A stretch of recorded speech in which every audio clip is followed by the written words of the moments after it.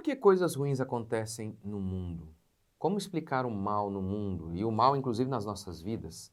Bom dia, graça e paz. Gente, esse devocional de hoje, dessa semana, ele é baseado numa nova série que eu comecei a pregar em nossa igreja ontem, que vai aqui para vocês, que será divulgada aqui no YouTube no domingo.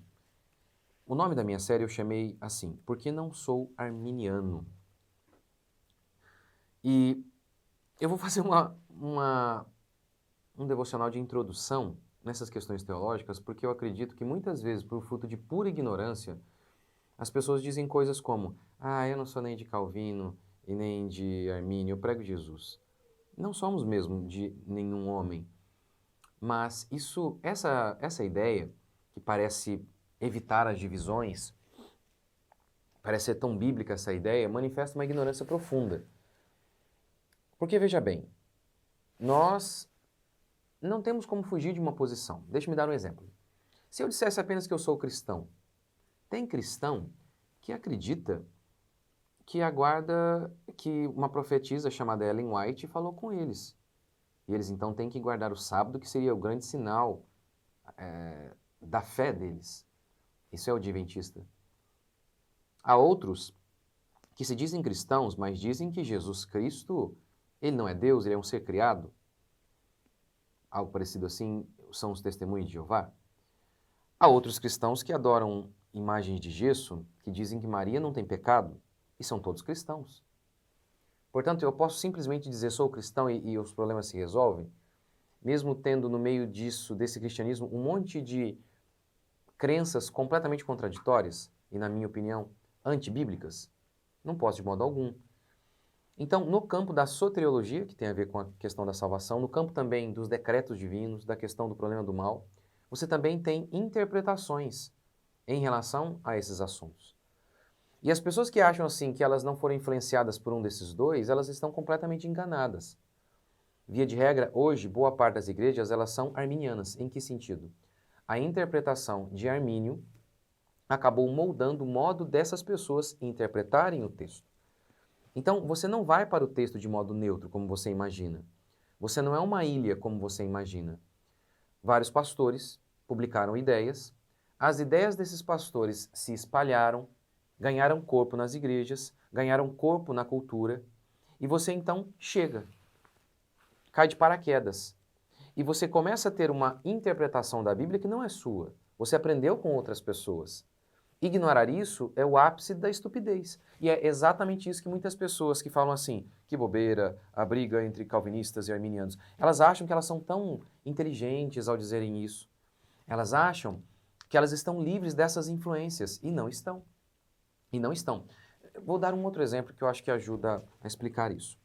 Se eu perguntar para você assim, você é aliancista ou dispensacionalista? Provavelmente muitos de vocês vão dizer, nenhum dos dois, você nem sabe, não é? A maioria é dispensacionalista. Como assim? O que você acha? Você acha que o Antigo Testamento, ele vale para hoje ou não? Tem coisas ali do Antigo Testamento que são apenas para Israel? Você acha que Deus tem dois povos, Israel e a igreja? Ora, todo dia os cristãos fazem a interpretação do texto bíblico. Todos os dias. E a maioria da nossa cultura hoje faz uma interpretação dispensacionalista do texto bíblico, que na minha opinião é um erro. Mas elas nem sabem. Elas acham que a maneira delas interpretarem o texto é totalmente delas. Não, elas aprenderam a fazer isso também. Porque todo mundo recebe da igreja, recebe o seu aprendizado da igreja, de alguma igreja. E essa perspectiva vai moldando o seu modo de interpretar o texto bíblico. Nessa questão, por exemplo, aliancista ou dispensacionalista, o aliancista ele vai dizer o seguinte: olha, Deus tem um povo e umas leis. Deus, aquilo que foi cumprido no Antigo Testamento, o Novo Testamento diz que passou. E a igreja, ela é a continuação do Israel. Quem é o povo de Deus? Todos aqueles que creem nele. E eu fiz um vídeo aqui recentemente sobre a guerra do Irã explicando isso. Essa é a abordagem de Paulo em Romanos, que Deus tem apenas um povo, e nós, os gentios, fomos enxertados nesse mesmo povo. Quem é o povo de Deus? Aquele que crê em Cristo. Esse é parte do povo de Deus.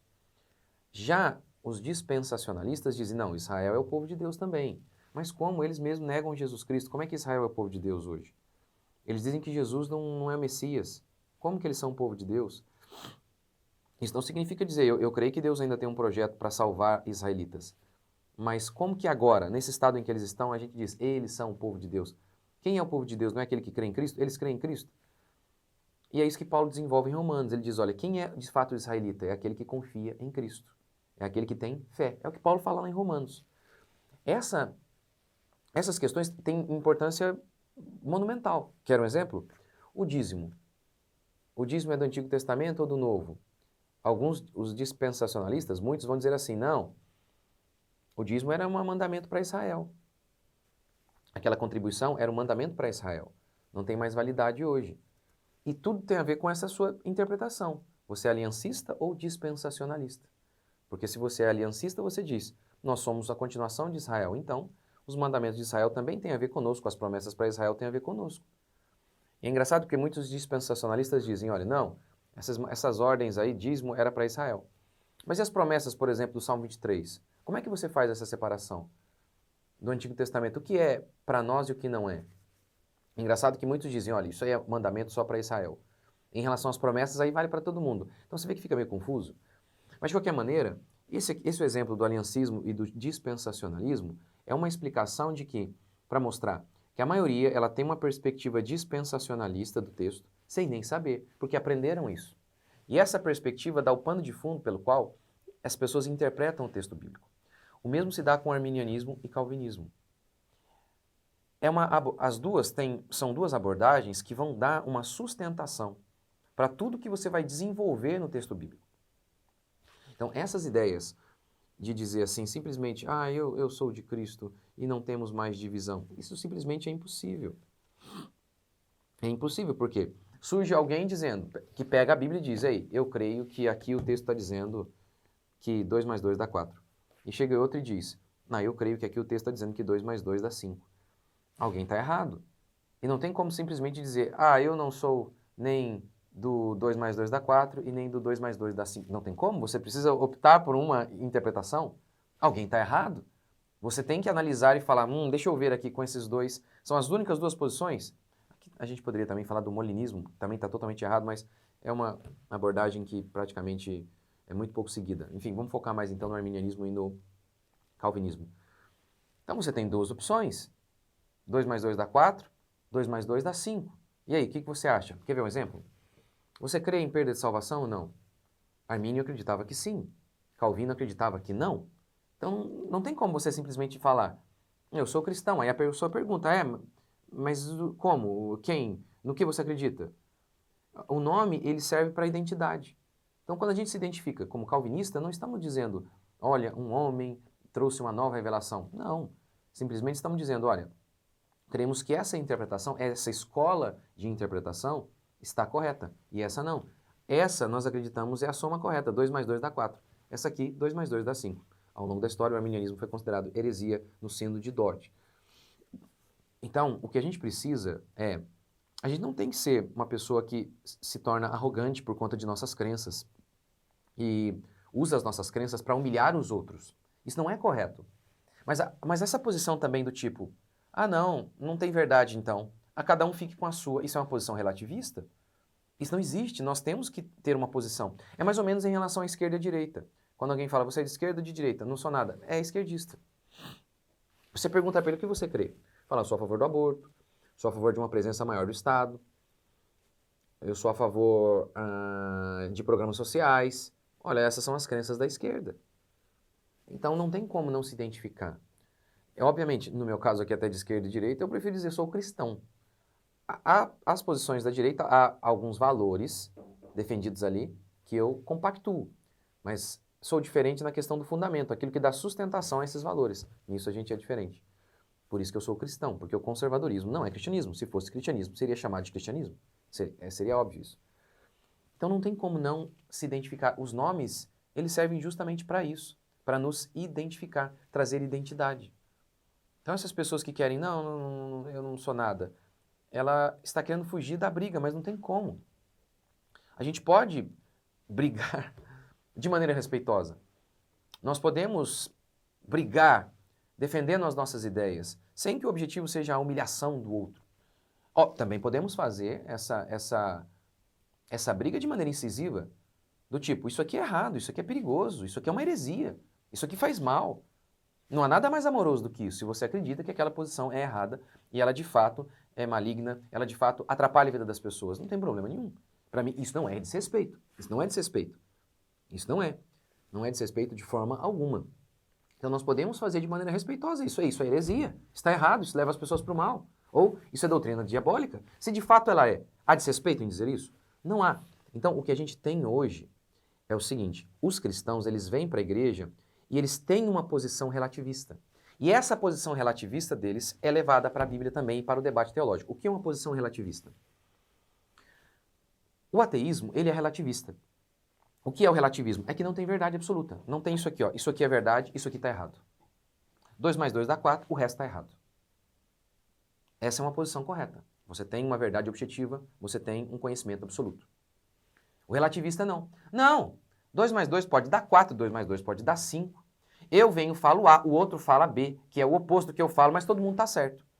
Isso é o ateísmo. O ateísmo gera isso. O ateísmo gera essa loucura. Alguns dizem, né? O ateísta, o relativista, ele tem a mente tão aberta que o cérebro cai. Porque como pode? Eu falo A, o outro diz B, que é o oposto do que eu estou falando, e todos estão certos. Armínio diz A, o Calvino diz B, que é o oposto, e como assim está tudo certo? Não, não faz sentido. Não faz sentido isso. Mas o homem moderno, ele é relativista. Ele não acredita em verdades absolutas. Quanto você acha que dá 2 mais 2? Olha, depende, não é? Isso aí não é importante. Olha, o mais importante é o amor ao próximo. Não, tudo bem, mas 2 mais 2 dá quanto? É isso que eu quero saber. Quanto que dá? 2 mais 2 dá quanto? Não, mas pra que isso? Não, a gente precisa ter uma resposta. Salvação se perde ou não? Deus decretou todas as coisas ou o homem que decreta? Responda essas perguntas. Você precisa ter uma resposta e ao dar uma resposta, aquele que responde de modo diferente está errado. Ou você está errado. Alguém está errado. Mas a posição, está todo mundo certo, que coisa linda. Aquele lá diz que 2 mais 2 dá 4, esse diz que 2 mais 2 dá 5 e está todo mundo certo. Isso é uma loucura que é fruto do homem moderno. O homem moderno é relativista. E ele vem para a igreja e ele vem com essa cultura errada. Portanto, não é de modo algum incorreto que você diga, isso aqui é o certo. Eu creio nisso aqui. Então, em relação ao outro, então está errado, eu creio que está errado. Olha, por que eu não sou católico? Olha, porque eu creio que o protestantismo está correto, é simples assim. Veja, o adventista. Por que ele é adventista? Porque ele acredita que aquilo que ele segue está correto. É óbvio que simplesmente ao falar eu sou adventista, ele está dizendo os outros estão errados. É óbvio isso. Isso é óbvio. Isso é claro. Isso é claro. Mas é impressionante como que as pessoas hoje, elas perderam de vista essa ideia. Como assumir, eu creio nisso. Então você crê que aquilo está errado? Aham. É, exato. Ele já fala, meu Deus, você é um arrogante. Não, eu sou convicto daquilo que eu creio. Eu creio naquilo que de fato eu sigo. É isso, eu não sou relativista. Eu não sou uma geleia. Eu sou alguém que tenho convicção naquilo que eu creio e quero viver de acordo com aquilo que eu creio. E espero falar, olha, isso o que você crê, eu acredito, está errado.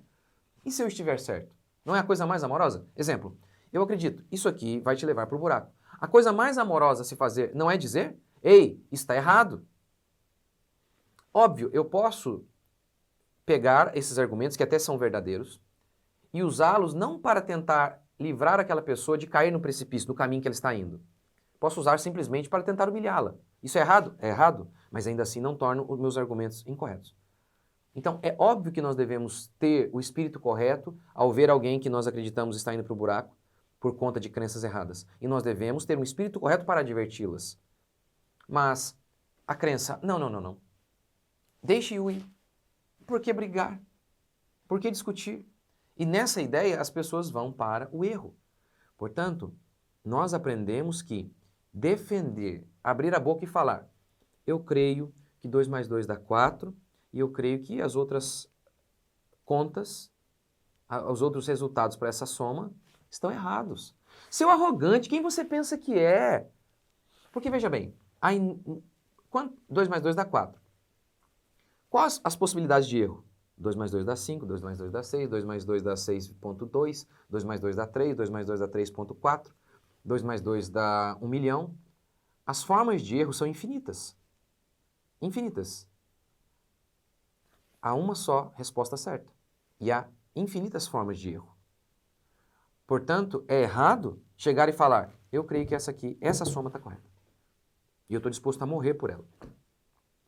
Esse homem é chamado de fundamentalista, de ignorante, de arrogante. Mas Jesus foi exatamente assim. Eu sou a verdade, não uma dentre tantas. É nisso que eu creio, é nisso que eu defendo. Então, é o que eu faço. É o que eu tenho tentado fazer. Abertamente eu falo, olha, eu acredito que não deveríamos dar uma educação pagã para os nossos filhos. Ah, você é um arrogante, você não sei o que lá. Há algo mais amoroso se de fato eu creio que isso é a melhor coisa que existe para as pessoas? Você pode dizer que eu estou errado e eu não ligo para isso. A questão é que as pessoas não sabem debater. Ou melhor, estão fugindo do debate. Ah, sua mãe, seu pai, sua mãe não é homem. Ah, o Palmeiras tem mundial. Eu defendo uma tese, essa é a minha tese. Aí você vem e defende, olha, acho que você está errado por isso, por isso, por isso. Esse é o debate. Olha, eu acredito que a interpretação calvinista está certa. Por isso, por isso, por isso. Acredito que o arminianismo é um problema gigantesco. E até uma heresia, como o Sínodo de Dort disse. É isso. E tem gente que diz, não, o calvinismo é que é uma heresia. Bora! Vamos debater as ideias. Vamos colocar e dar a opção que as pessoas entendam e sigam um caminho. Portanto, nós não devemos ser arrogantes e nem ter o desejo de humilhar os outros.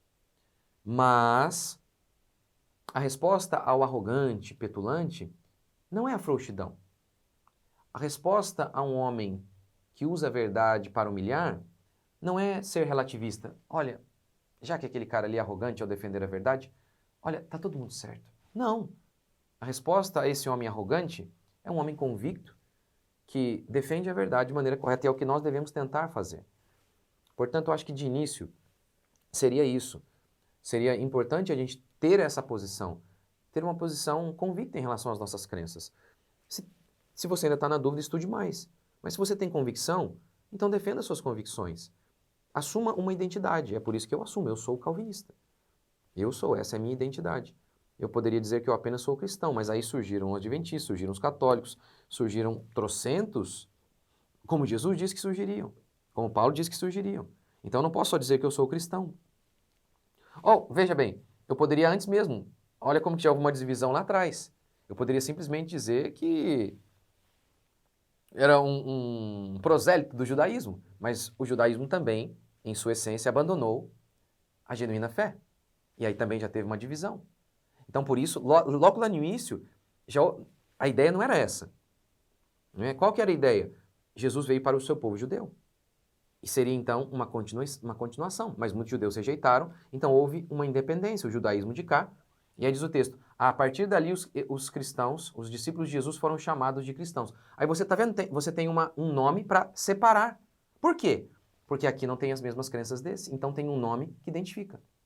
Isso aqui é cristianismo. Então, antes era judaísmo, mas eles rejeitaram, aí você tem uma divisão. Então, os nomes fazem parte, é a identidade. Então, essa é a minha. Eu acredito que essa é a perspectiva mais correta de interpretação. A gente não está dizendo que Calvino ou a escola reformada acertou em tudo. Todo mundo tem defeito. Mas é o que nos parece mais correto. Então, não tenha medo nem vergonha de assumir a sua identidade. De falar, olha, eu acho que isso aqui é o mais correto. Então, as pessoas que muitas vezes não assumem é porque estão em dúvida. Aí tudo bem. Elas não estudaram bastante ainda o assunto, não entenderam ainda bastante o assunto. E aqui nessa semana eu vou explicar um pouquinho sobre isso. Tentar mostrar como que, na minha opinião, a interpretação calvinista reformada, que tem toda uma história, não tem a ver apenas com Calvino, mas toda uma história de interpretação, que é a interpretação correta do texto bíblico. É o que eu vou tentar mostrar para vocês. E tentar mostrar que essa interpretação traz consolo genuíno. Vamos orar para agradecer mais uma semana que está começando? Senhor Deus, obrigado por mais uma semana, que o Senhor esteja conosco, que a Tua mão poderosa esteja sobre nós, que o Senhor nos livre do mal e que o Senhor possa nos dar entendimento de todas as coisas, porque o Senhor quer que cresçamos no conhecimento, porque é por meio do conhecimento que encontramos liberdade, que encontramos luz. É por meio do conhecimento que o Senhor nos dá que encontramos a verdadeira paz e felicidade. Pedimos ao Pai que o Senhor possa nos iluminar nos instruir por meio da tua santa e bendita palavra. Em mais uma semana, nos guardando, nos livrando de todo mal. Na rua, na casa, no trabalho, onde estivermos, que a tua bênção esteja sobre nós. Nós oramos em nome de Jesus. Valeu, gente. Até amanhã.